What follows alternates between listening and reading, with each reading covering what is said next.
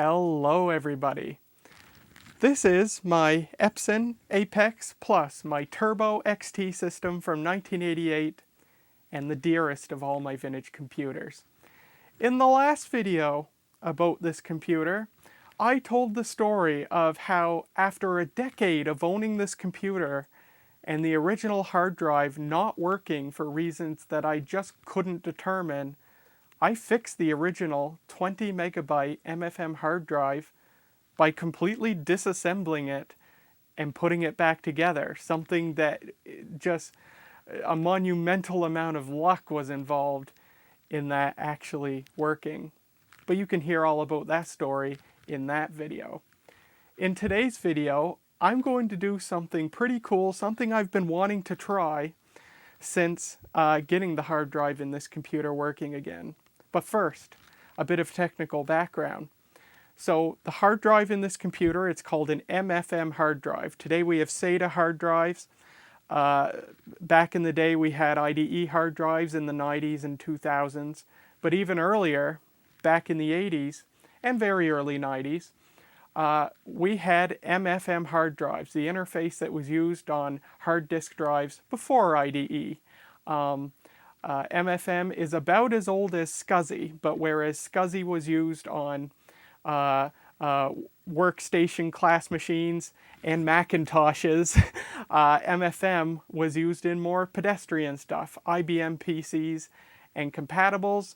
Some third-party Macintosh external SCSI hard disk drives actually used MFM hard drives, believe it or not, using an MFM to SCSI converter inside them. That's kind of cool. But something to know about MFM hard drives is we usually just talk about MFM hard drives, but the proper name for these type of hard drives and for the interface is the ST506 interface, or also sometimes called the ST412 interface. And the reason for this is because the very first MFM hard drives were the Seagate ST506 and the Seagate ST412. The ST506 was a 5 megabyte drive released in 1980. The ST412 was a 10 megabyte drive released in 1981, and the ST412 was the hard drive of choice in the IBM PC XT. But properly, we call those ST506 class hard drives or ST412 class hard drives because there's actually more than one type than just MFM. MFM is the encoding technology. It is a description of how the data is actually electronically, magnetically written to the drive. MFM stands for Modified Frequency Modulation. It's a modified version of FM, frequency modulation, just like FM radio, same deal. Floppy disk drives also use MFM encoding. And I graduated my electrical engineering program with a B- average, so I won't ruin your day trying to explain what all that means. All you need to know is MFM was the name of the encoding technology. There was another encoding technology used on ST506 interface drives, and it was called RLL, which stands for Run Length Limited, and I also won't tell you what that means because I'm not even sure. But you had MFM hard drives and RLL hard drives. They use the same physical interface. The cabling is the same, everything.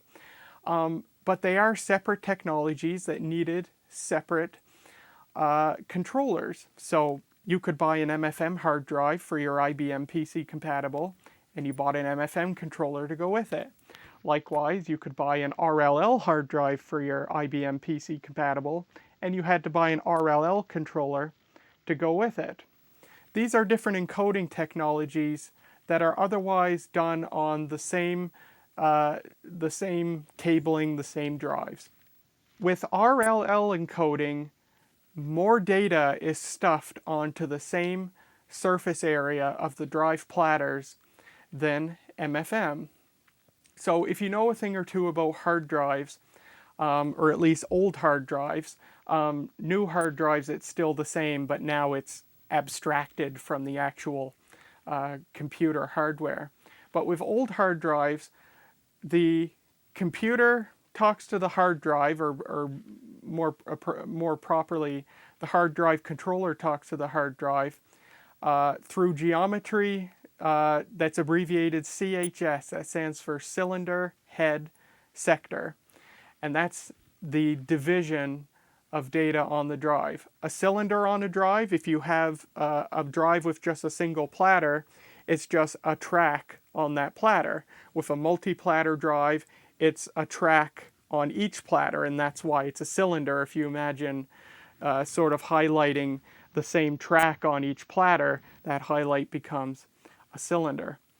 Head is which head of the drive. Of course, if you have a single platter drive, you're just going to have 2 heads. If you have a dual platter drive, you'll have 4 heads. And then sectors. Each track under each head of the drive has multiple sectors on it. And this is how the data is physically, magnetically laid out on the drive. MFM hard drives store 17 sectors on each track. RLL hard drives store 26 sectors of data per track on the drive. So the data is squeezed more tightly, and for a drive of given dimensions and a given number of platters, there is less surface area dedicated to each sector of data. And so, as you can guess, there are some implications for this. RLL hard drives need a hard drive that's overall engineered to a higher standard and manufactured to a higher standard in order to take RLL encoding and perform well with it. The drive needs a high quality magnetic material on the platters, and I've done some research, and based on my research, it would appear that most MFM hard drives have platters coated with a really very basic ferric oxide material, this light orange material, just like on what you'll find on old Type 1 cassette tapes. Whereas it seems most RLL hard drives have drives, I think they call them plated. The magnetic material is plated, and so the drives have a very shiny finish, just like modern hard drives do. So as a result of this, RLL hard drives usually have this much finer, more uniform grade of magnetic material. It also means that the head actuation needs to be much more accurate on an RLL hard drive versus an MFM hard drive. Most MFM hard drives use stepper motors. Lots of RLL hard drives actually used voice coil technology. But of course, there were some stepper motor based RLL drives, and just like there were some voice coil based MFM drives. And then finally, just the general electronics of the drive have to be of better and more finer quality than that of an MFM drive. So it takes a bit more work to engineer an RLL hard drive. Now, despite this, what a lot of hard disk drive manufacturers did was they would actually make the same drive and they would rate it as either MFM or RLL capable simply based on how the drive tested in the factory. Seagate did this with the ST251 and the ST277R. They are the same drive. The 251 were drives that were sort of B-rated, you know. They sort of passed all the factory testing with a lower score, if you will, than the drives that were rated and sold as ST277s, which were the A-rated drives that passed all the factory testing with the highest scores, the most accurate head actuation, the finest and most uniform magnetic application, stuff like that. So a lot of manufacturers did that. So yes, overall, I mean, in general, you paid more money for an RLL hard drive, But you got a larger hard drive as a result. An RLL hard drive stores 50% more data than the equivalent MFM hard drive, if one exists. But there's a little bit of a catch here. Upon hearing that hard drive manufacturers often sold the exact same drive in both MFM and RLL flavors, you might just assume that you can take one and format it using the other type of controller, and that turns out to be actually true. You can take an MFM hard drive and format it using an RLL controller. And this was actually not an uncommon thing to do back in the 80s. In fact, it was common enough that Steve Gibson of Gibson Research, the maker of SpinRite, as well as other columnists, wrote articles urging people not to do this because if the hard drive turned out not to function well with RLL formatting, you were at risk of losing whatever data that you put on that drive. But in a day when hard drives were minimum $500, it was a really popular thing to do. If you could take your old 10 megabyte hard drive and format it as RLL and make it 15 megabytes, that was a big deal.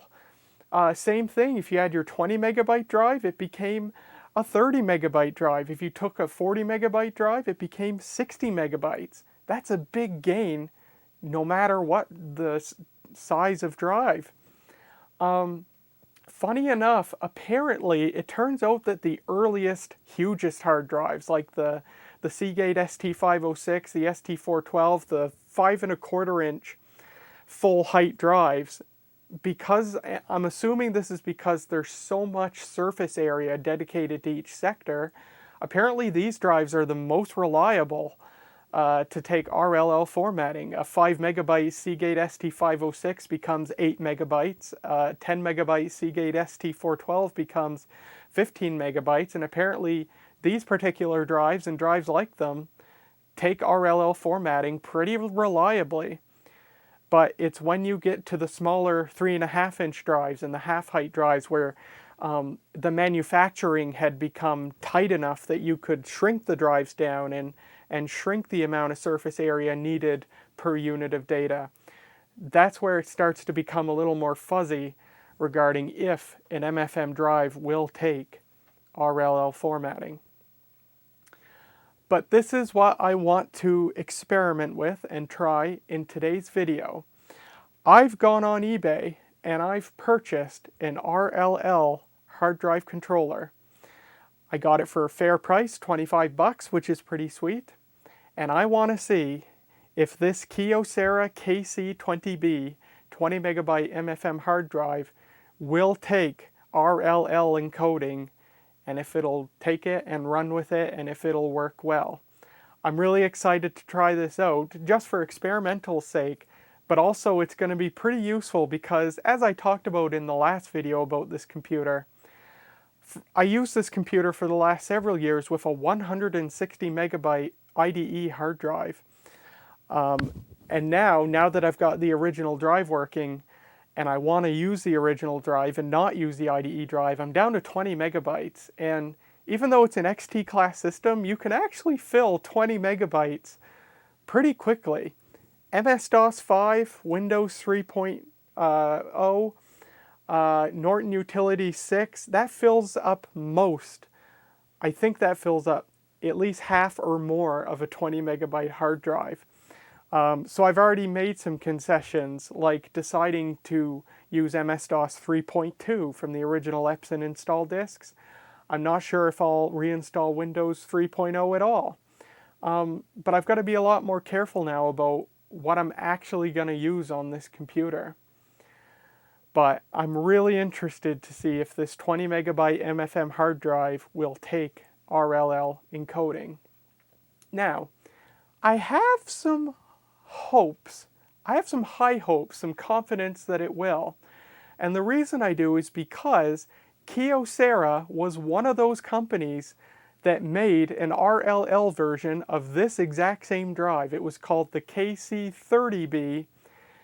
It looks the same and it sounds the same. So my guess is it's the exact same drive that just rated better on the factory testing, and so they stuck a higher MSRP on it and called it an RLL capable drive.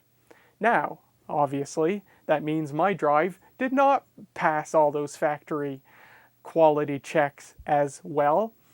But what I know from using this drive is that it's in perfect health, which is especially amazing after what I did to fix it and get it working again. But it has no bad sectors on it. It seems to work perfectly. It's been very reliable all the time that I've used it. And so given this, and given that it had an RLL sibling model that's the exact same drive, I have some confidence that this drive will take RLL formatting. So that's what we're going to try today.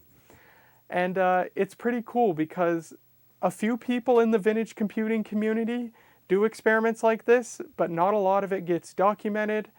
And I don't think I found any YouTube videos. I think I might have found 1 or 2 YouTube videos where it was talked about formatting an MFM hard drive with an RLL controller, but no videos of anybody actually doing it and reporting the results. So I think I'm going to be the first person on YouTube to actually try this on video and document how it goes. If I'm not the first person, I'm definitely the first person to do it with a Kyocera KC-20B.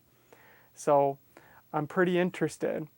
So what could happen if the drive doesn't take the formatting well? What does that mean? What happens? Well, what generally happens if a drive is not really fit enough for RLL formatting is you'll test it and it'll have a ton of bad sectors. Lots of bad sectors because the magnetic media on the platters just isn't of a fine enough grain, if you will, to accurately hold the tighter data. The head actuator, the stepper motor, simply might not, it might have too much slop track to track for it to be able to keep track of the different cylinders of data. And what that ends up with is bad sectors. Some people have said that on a lower grade magnetic material, the drive may actually read and write data fine, but if you try to read data that was written a long time ago, like weeks or months ago, suddenly it won't be readable anymore. The magnetic information actually fades away because the magnetic flux is too small and too weak for it to be retained. So that's what'll happen. And if that does happen, no risk to the drive. You do not risk hurting your MFM hard drive by trying it with RLL formatting. It's totally safe.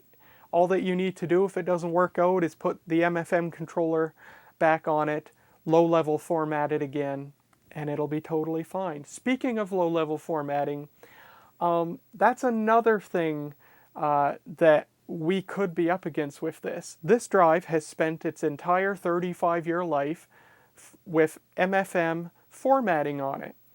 And something I see a lot on floppy disks, and you'll also see it a lot on cassette tapes, is data or music or whatever information that's been magnetically recorded on a piece of magnetic media. If it was recorded years or decades ago, recording over it may not work perfectly. For example, if you have a cassette tape that's 50 years old and something was recorded on it 50 years ago, if you record over that and rewind and listen to it back, you'll still hear the old 50-year-old recording a little bit. There's a bit of magnetic inertia or imprinting that comes with magnetic information being recorded onto something and staying unchanged for years or decades. So the very fact that this drive has spent its entire life with MFM formatting it may simply not take RLL formatting because it will not be able to overwrite the low-level tracks and sectors that have been on it for decades. It may not simply be able to record over that with the new layout of data. That old imprinting or ghosting of the MFM format may simply be there enough to screw up the drive and make it not able to discern the actual proper data that's on it. So that's another thing that we're going to possibly be up against. But I'm really excited to try this out. I'm interested to see what happens. I really hope it works because 30 megabytes, way bigger hard drive than 20 megabytes. But let's get in this computer, get the drive out, switch that MFM controller out for an RLL controller, and see what happens.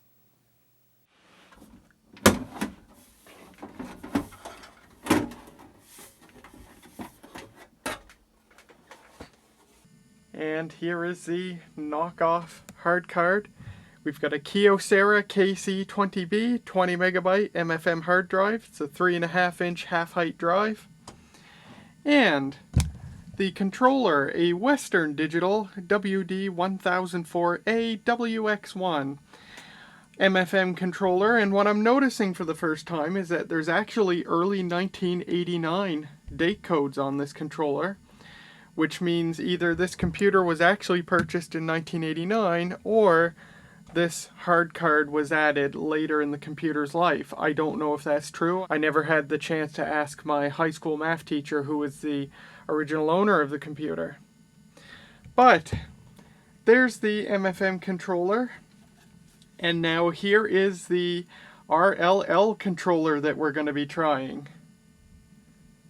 Look pretty similar. This is a Western Digital WD-1004A 27X, the exact same card, but RLL flavor instead of MFM flavor. This card was also made in early 1989, and you may be able to see right away there's a very good reason that I got this card affordably. It's been it's been rode hard, or at least stored hard. The pin headers are all mangled up. Card's pretty dirty. The edge connector is pretty filthy, but it doesn't look corroded, which is good. Other than that, it all looks okay. Oh crap, I just noticed something. This card has a pin header on it to supply power to the hard drive directly from the ISA bus. This card does not have that. It has the pads but no connector soldered in. Oh, I didn't even consider that. So, there's two ways I could fix that. I either need to get a Molex splitter and just split one of the floppy power connectors, or desolder this header and solder it on here. I'll go for the less destructive option first. So let me see if I can find one of those. Well, I know I've got a Molex splitter somewhere, but I must be using it in another computer. Drat! Well, fine. Easy enough to desolder that and stick it on here, so that's what I'll do. Oh my goodness, it's like, I don't know, an hour later. Things did not go as planned. These are multi-layer boards, and so I could not get that pin header out of there. As a matter of fact, I accidentally broke a pin off of it trying to get it off. Luckily, these pin headers are redundant, so there's 2 pins for ground and 2 pins for I think 12 volt, and I sheared one of the 12 volt pins off. Oops. Anyway, so what I've done is I just took a scrap Molex connector I had lying around and just soldered it straight into the pads. And that would have been fine if I didn't have to do it twice, because the first time I did it, it was accidentally too short, so I had to extend it. And yeah, anyway, it's all good. I actually did a power on test using a hard drive I didn't care about, and it's getting proper power through here. I took a few minutes to straighten out the pins, and that all seems to be fine. And the only other thing to do is the only jumpers that are different between these two boards are this one right here. So I'm just going to look at the data sheet for each board, make sure this jumper block means the same thing on both of them, and if so, I'll just move this jumper accordingly to match the old card. I just finished looking at the manuals for these two boards. The manuals for both are available on -0degrees.net, an excellent resource if you own an IBM PC or PC compatible computer. So much info on different hardware stuff. So interesting things I found. So on the WX1, the MFM board, the manual says that W25 and W26, these two jumpers at the top, are always out. Whereas on the RLL board, it says that W25 and W26 set whether or not the drive uses sector translation and whether or not there is dynamic configuration of the drive, which I don't even know what that means. I know what sector translation means. It's funny that the MFM board says 25 and 26 are always out. Perhaps that's because maybe there's no MFM drives that are large enough to need sector translation, but RLL drives, there could be large enough drives. But for our purposes, we do not want either of those, I think, so I'm going to pull that out. W27 sets the IRQ. It's in on the WX1, so I'm going to put it in on the 27X. They mean the same thing. A jumper in is IRQ2, and a jumper out is IRQ5. So I won't mess with what works. So this should be configured exactly the same as this one now. So the next thing I want to do is I want to put the board in the computer without a hard drive attached and boot up from a floppy disk and actually make sure the card is actually alive, make sure it's actually functional, and I'll show you how I'm going to do that once we get set up. Alright, so what I'm doing now is I just want to make sure that this card is functional. So I've got it installed in the computer, no hard drive hooked up to it. I have a direct monitor hookup for you. So what I'm going to do is I'm just going to boot this from a floppy disk that I already have inserted, and then I'll explain what we're going to do.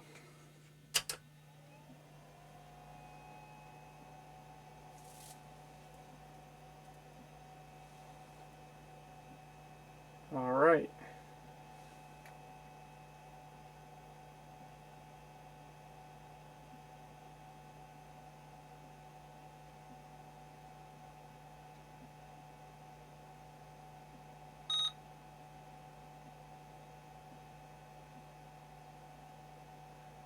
Nothing happening. It must be looking for a hard drive that isn't there. Or the card is looking for a hard drive that's not there. Oh dear.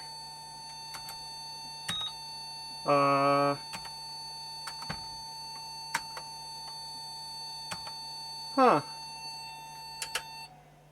Just a giant continuous beep that never ends. Is it supposed to do that if there's no hard drive hooked up? That seems kind of extreme. Okay, we're getting somewhere. I cleaned the bus connector on the card. It was actually filthy, which I didn't expect. It didn't look as bad as it actually was. I'm still getting a 1701 error, which is okay. There's no drive hooked up. But now it actually booted this time. So, we're in, which is good. So here's what I want to do. Most MFM and RLL hard drive controllers actually have a built-in program in the ROM of the controller. And it's a program meant to low-level format the hard drive. With MFM and RLL hard drives, the first thing you need to do if you have a drive that is either brand new or you know, you just bought it on eBay or something, or you just changed out your controller and you've never used this particular controller with that drive before. Basically, whenever you're setting up a drive in a new situation, the first thing you got to do is a low-level format it, which is formatting that you do not from an operating system like MS-DOS, but the hard drive controller itself does it.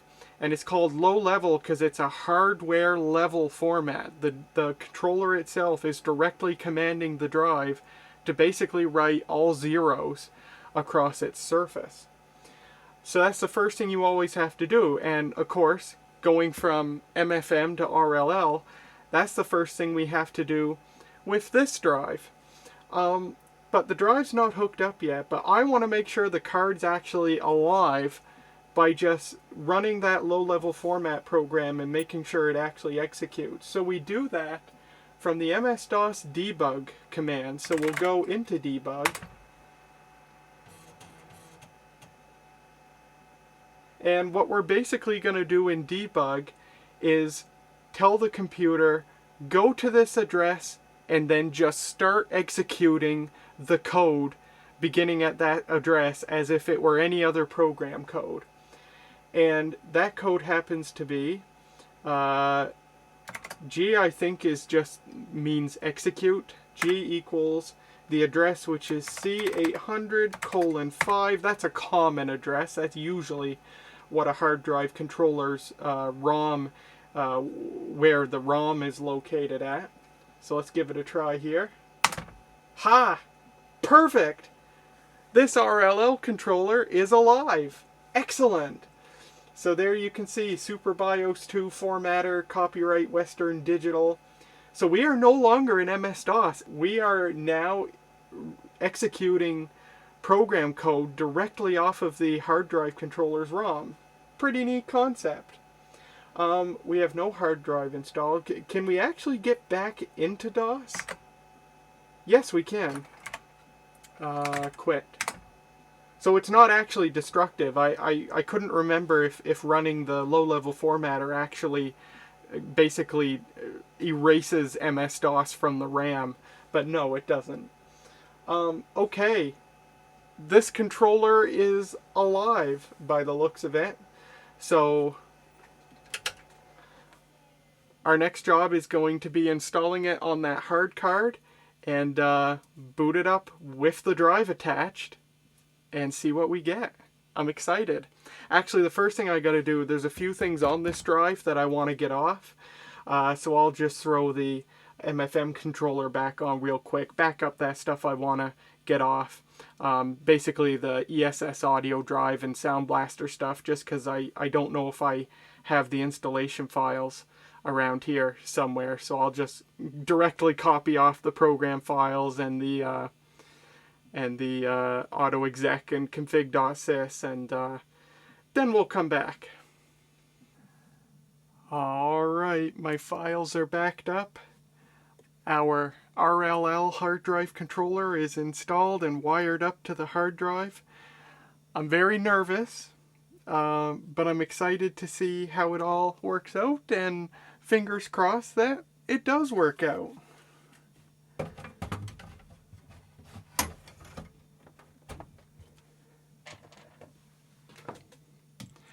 Like I said in the beginning,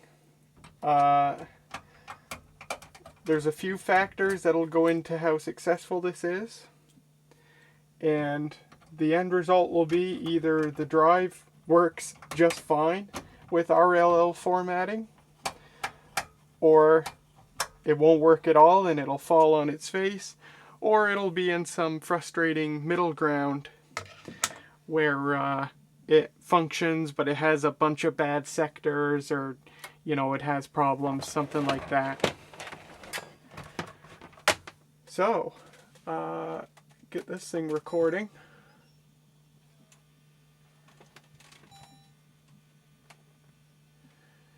And okay, floppy disk is in. We're gonna boot to the floppy and see how this works. Oops.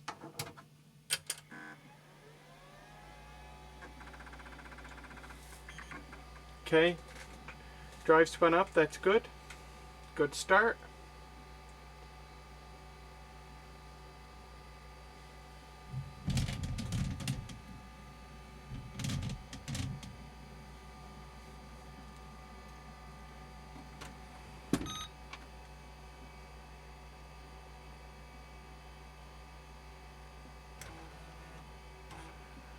Oh, perfect. We didn't even get a 1701 error. Excellent. This is off to a good start.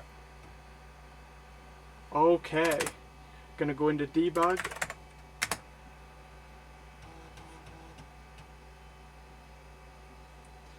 G equals C800:5.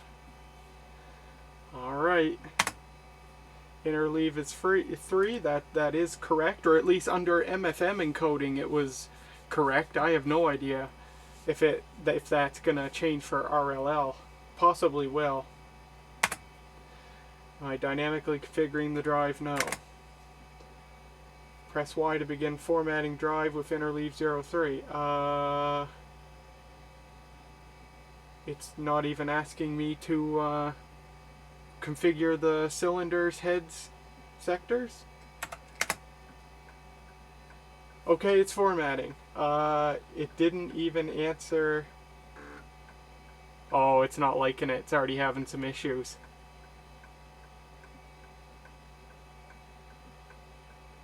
That was one bad sector. You just heard it come across. Again, under MFM encoding, this drive has 0 bad sectors. It had 2 weak sectors, but MS-DOS was always able to correct them, and SpinRite never saw the need to block them off. They were just a little bit weak is all.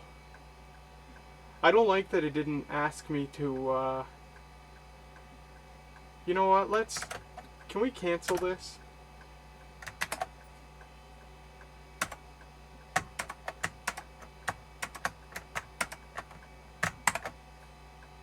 There.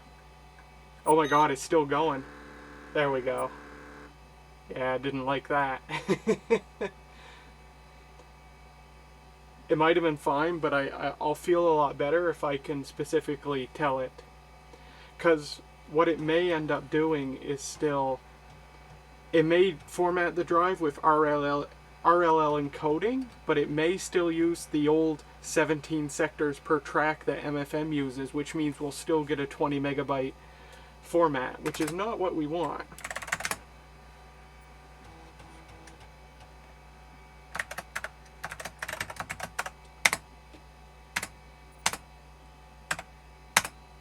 There we go. Okay. Key in disk characteristics as follows. Cylinder, cylinder, cylinder. Okay. I have that written down.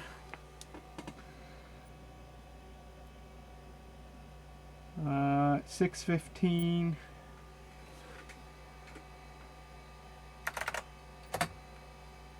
Four heads. I don't know, so I'm just going to do that. Am I virtually configuring the drive? I also don't know what that means.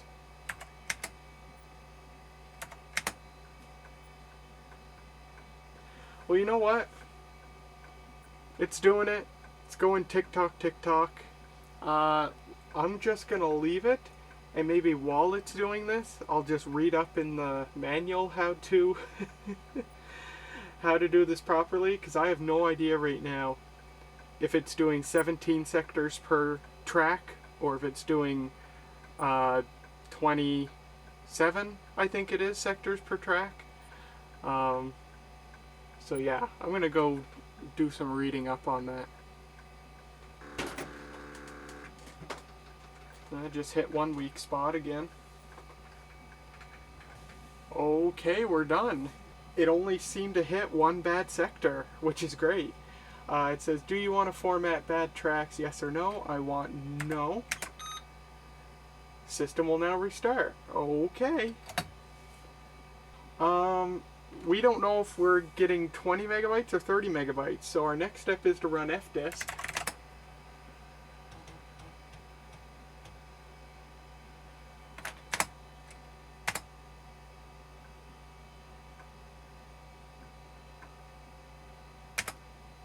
Okay, I think that was it. Alright, format C.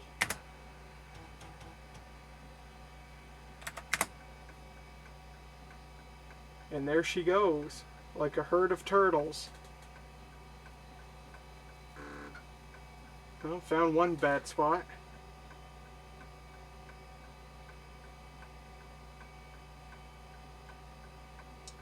So it's going to do this for 615 cylinders.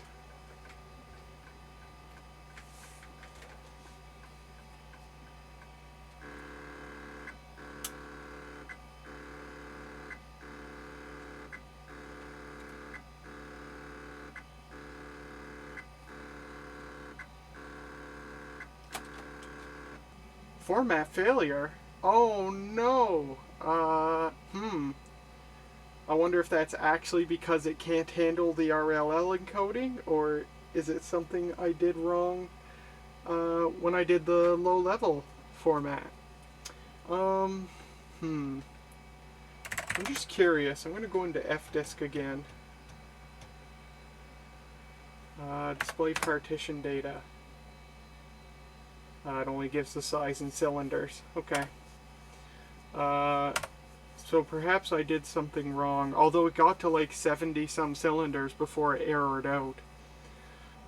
Okay, so maybe I'll just try not dynamically configuring the drive.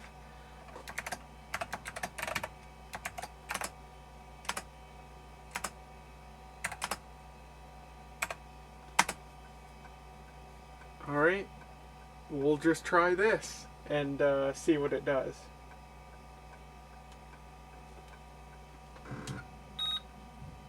Oh dear, error completion code 40.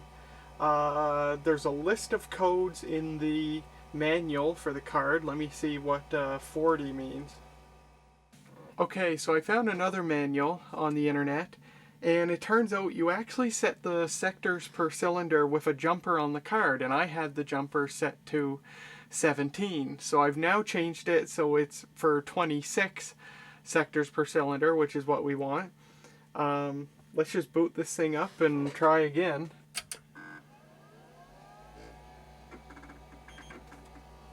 Current interleave is 4. Okay, that's different. I'm just gonna leave it because, well, no, let's do 3. No. Okay, so now we should actually be doing 26 sectors per cylinder.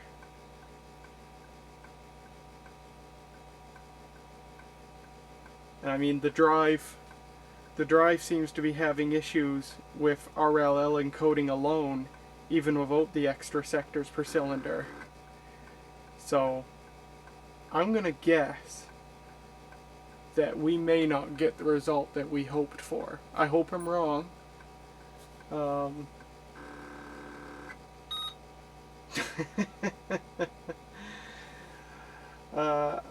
I've been hoping I'm wrong, but I have a feeling that we may not get the answer we hoped for tonight.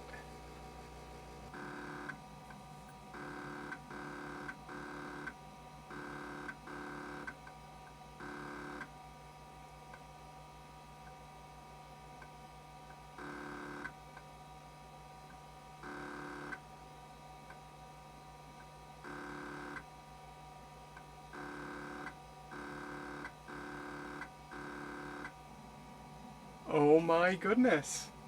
We actually did it. That drive, at least not yet. It might get better as I train it more. And by train it, I mean like format it over and over to sort of realign the magnetic flux. Right now, it is not happy with RLL encoding. But if you look here, it did format. So I tried many times to get it to low-level format, and every time it just errored out with a completion code 40, which means a seek error. But eventually I got it to work, and the correct settings were to say no to dynamic configuration I just did a MS-DOS format, and as you can see, we've got 32.5 megabytes with 71 kilobytes in bad sectors. That's actually not bad. In the grand scheme of MFM and RLL hard drives, 71 kilobytes of bad sectors, that's not horrible. But I'd like to see if I can get that number down. So what I'll do is I'll keep formatting it. I'll try high-level formats, MS-DOS formats. I'll try a couple of more of those. And I might try more low-level formatting, just because the drive has spent its entire life with a specific magnetic pattern imprinted on it from the MFM 17 sector per track encoding, and now it has all of a sudden this new encoding, and the magnetic flux is in a completely different pattern than it's ever been, and the drive may simply be grumpy because that magnetic flux has to kind of retrain across the surface of the drive. So it's possible that if I keep formatting it over and over, it may get better. I've done this with floppy disks before. I've had lots of floppy disks that, you know, haven't been used in years or decades, and the first time you format them, they have bad sectors. But after you format them a couple of more times, the bad sectors eventually completely go away, because that shifting of the magnetic flux in places where it hasn't been shifted in a long time eventually restored the magnetic properties of that area of the disk. I think that's what's going on. And I'm hoping that's what's going on here. This is super cool. 32.5 megabytes from this drive. This is really, really cool. This is, I don't have a lot of hope anymore just because of how much struggle the drive had to get to this point. But if it keeps working like this, and if it gets better, then that's going to be really cool. But we'll find out. Welcome back. It's the next day. So I've been doing a little bit of work on this. Here's what I've done. I've made multiple attempts to low-level format this drive again, just in case a repeated low-level format helps it out. And what I've realized is there's about a 1 in 10 or 1 in 15 chance that a low-level format will even complete on this drive. It's truly unreliable. Most low-level formats fail with a completion code 40, which means a seek failure.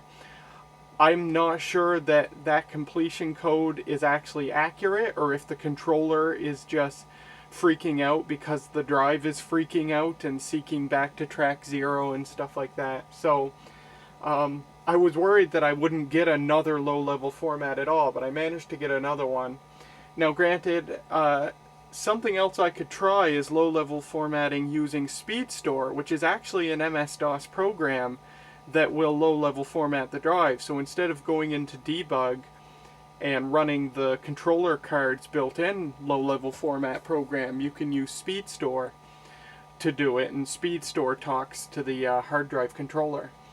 But I haven't done that yet. I did manage to get another low-level format, and I've done a few MS-DOS formats on it, and results are all over the place. You can see on the screen here, one format I got was 30 kilobytes in bad sectors. The previous one was 160 kilobytes in bad sectors. And it's really flip-flopping between getting a decent format with a few bad sectors and a less decent format with many bad sectors. So I'm going to end it for now with the 30 kilobytes in bad sectors. And, you know, just given these results, if I had to guess, if I actually put this drive into use, it would probably be very unreliable. The fact that it's flip-flopping means there are definitely some other areas of the drive that are not very happy with RLL encoding. So what I'm going to try, just for funsies, is I'm going to run SpinRite 2 version 2.0, as soon as I figure out which floppy it's on. This one, nice.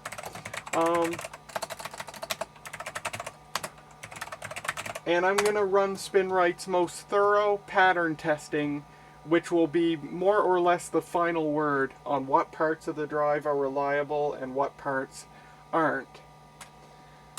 SpinRite 2 will examine every sector of the drive, spend a considerable amount of time reading and writing a pattern of data over and over to each sector to make a final determination if those sectors are good or if they're bad. If they're bad, it'll mark them as bad in the file allocation table. It'll also check sectors already marked bad in the file allocation table that were marked during the MS-DOS format, and it'll test those too.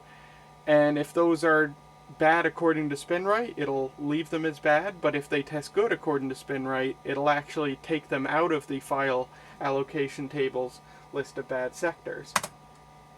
So,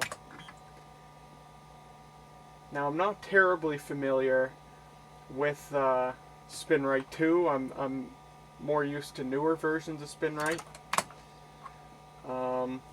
Yes, we want to perform low-level formatting. So SpinRite's definition of low-level formatting, it doesn't destroy data on the drive, but what SpinRite will actually do is actually move the low-level formatting around on the drive so that it's as aligned with the heads as possible. And it does that without actually destroying or modifying any data on the drive, so it's completely non-destructive. So we want to do that. We want to return good clusters to active use. Yes, we want to do that. Manual report generation's fine. Log all SpinRite activities to disk, that's fine too. Okay. So we want to begin SpinRite analysis.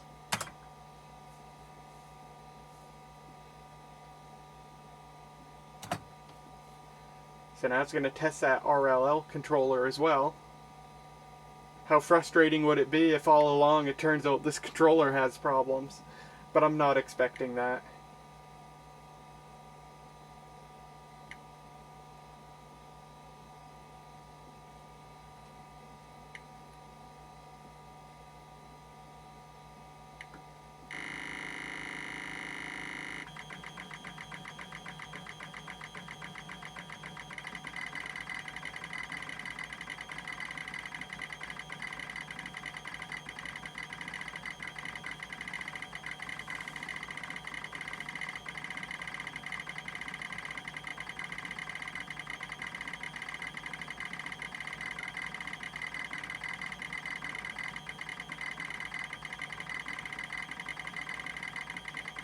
You know what?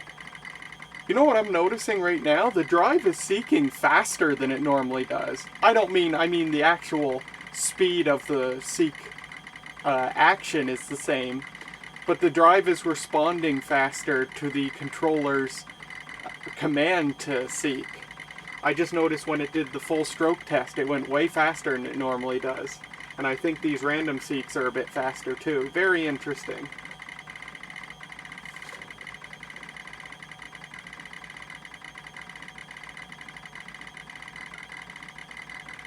Well, I was expecting it to have problems during the random seek test, but I guess not. Okay, cool.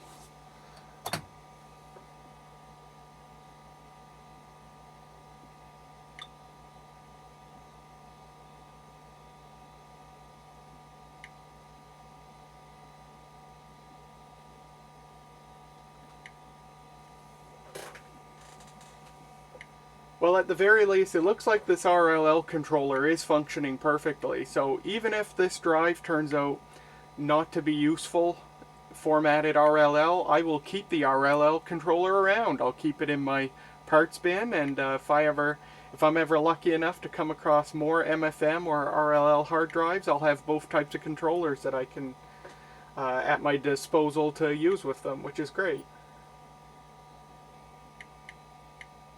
It says RLL encoding. Cool.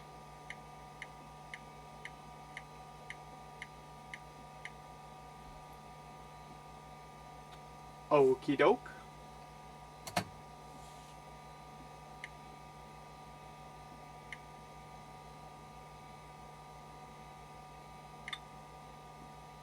By the way, the computer is running at 10 megahertz right now. Some things you'll read will say that if you have a turbo XT system or a turbo AT system that you really should do everything in non-turbo mode. But the way I see it, I always use this computer at 10 megahertz. It's in my auto exec to set it to 10 megahertz as soon as it boots. So in my mind, if it has problems at 10 megahertz that it wouldn't otherwise have at 5 megahertz, then I can't trust it because I want to use the machine at 10 megahertz. And the Western Digital WD-1004 series, they came out in 1988, 87, so they're definitely, they should absolutely be rated to run at 10 megahertz, if not faster.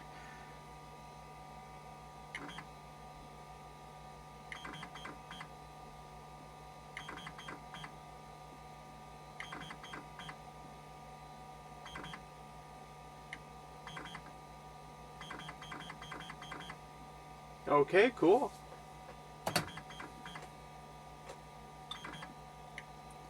Now, I hope my interleave, I chose, the controller suggested 4, I overrode it with 3, so I hope I'm right. We'll find out.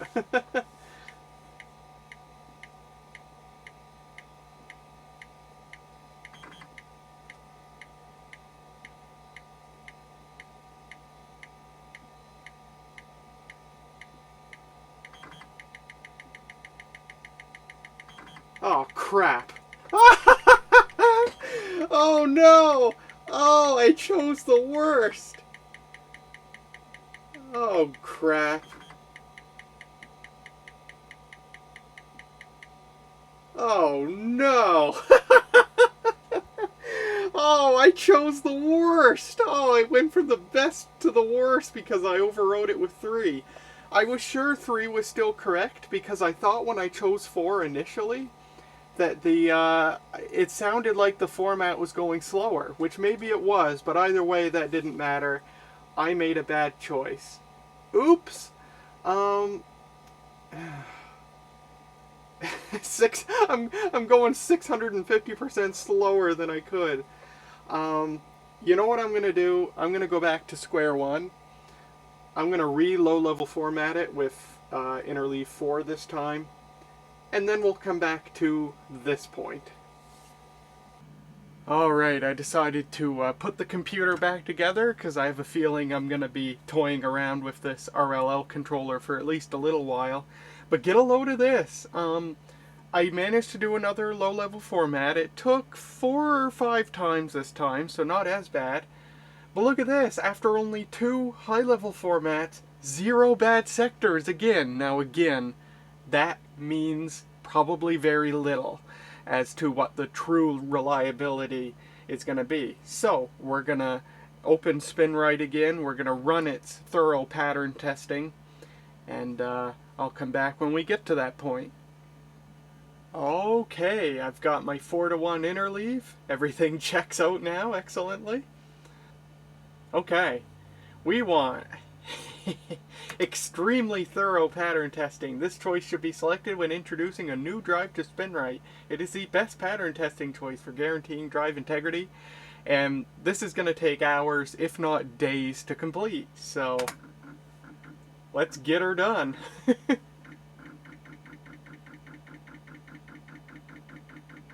And I think it's already having issues.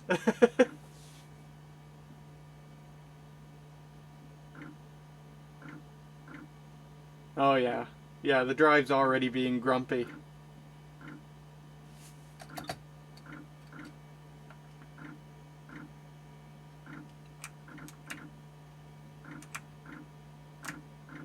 No, actually it hasn't reported any bad sectors yet.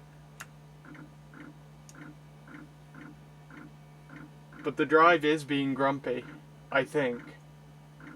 Or is it just SpinRite causing the heads to go track to track to verify the mechanical integrity? Oh boy. Oh.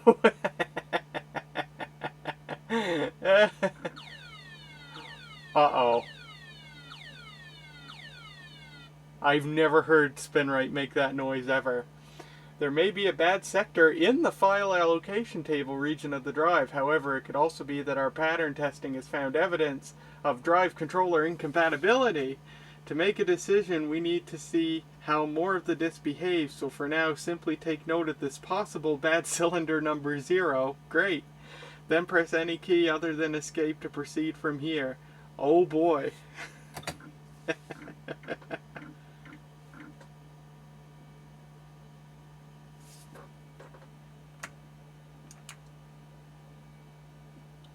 And now it seems to be behaving okay. So so basically the entirety of cylinder 0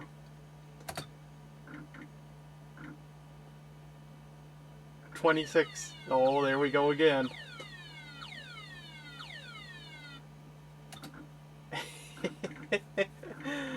Oh no! Oh, I almost started to have hope after a good format happened. Oh, we did it! We're on cylinder 1 now. Oh boy. This is like the worst start. And the drive is still being super grumpy. 65 bad sectors. See, this is why SpinRite is so important. Because the MS-DOS format just said, yep, perfect drive, no bad sectors.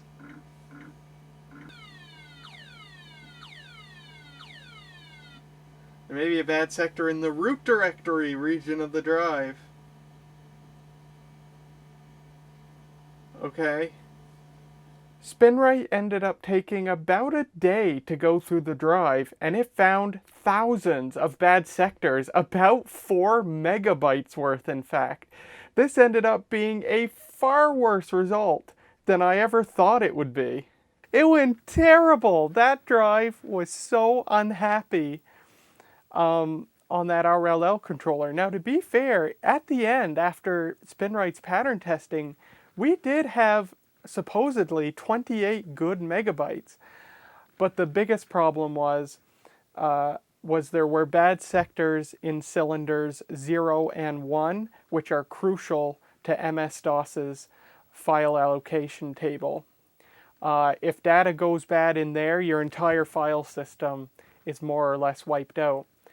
The SpinRite 2 manual actually has a page in it dedicated to this very issue. The section's called Trouble in Paradise, and in that section, Steve Gibson says that if you get a hard drive and there are bad sectors on cylinders 0 or 1, take it back to the store and demand they give you another one. That's how critical of an issue it is. And he says that if you can't switch out the drive or get a new drive or whatever, keep your data backed up on floppy disks very, very frequently, because the file system could be wiped out at any time. So I decided, you know, I possibly could have run with it. I chose not to. But that's okay. We didn't get the result that I was hoping we would get in this video, but we got some pretty neat data, and that's worth a lot. Over the decades, and especially these days in the vintage computer community, there are lots of people who mention the possibility of formatting an MFM hard drive with an RLL controller, but there's very few documented instances of people actually doing it and reporting the results. So I'm now one of those few people who have actually done that. I may be the first on YouTube, I'm not sure. I'm certainly the first person to document a Kyocera KC-20B and how it responds to being formatted as RLL. So we got some really cool data. The experimentation was cool, it was fun, and that's worth a lot. And now I have a perfectly good RLL controller that I bought for only 25 bucks on eBay, which is fantastic. People try to list these things now, untested condition, for 150 bucks. That's ridiculous. Don't pay those prices, just get an XT IDE card instead. But I got that card for a fair price, and if I ever get any more RLL hard drives or MFM hard drives, which I hope I do someday. I've got an RLL controller to test them with. That's pretty cool. So that's it. What do I do now? Well, I just enjoy the computer as is with 20 megabytes of hard drive space. Still super happy that the original hard drive in this computer is working after a decade of it sitting not working, and I didn't know why. And I'll do my best to sort of pick and choose what software I install on it. But also, if I want some supplemental space, I can stick in the XT IDE card. Not stick in a second mechanical hard drive because I don't want to, and also I don't think this computer's 85 watt power supply is built to handle 2 hard drives. I'll just use a CF card. This is assuming the XT IDE card can actually play ball alongside an MFM controller. I'm only assuming it can, maybe it can't, I don't know. But I'll make it work either way. So I'll enjoy the computer as is, and eventually, hopefully soon, I will make a live stream some weekend or some Friday night or whatever, and hard drive in this thing's totally blank right now. I'll just do a live stream and we'll just chat while I install software on the machine and get it loaded back up. So I think that'll be cool. But that's it. Thank you so much for watching and following along on a pretty darn cool experiment. And I'll see you in the next video.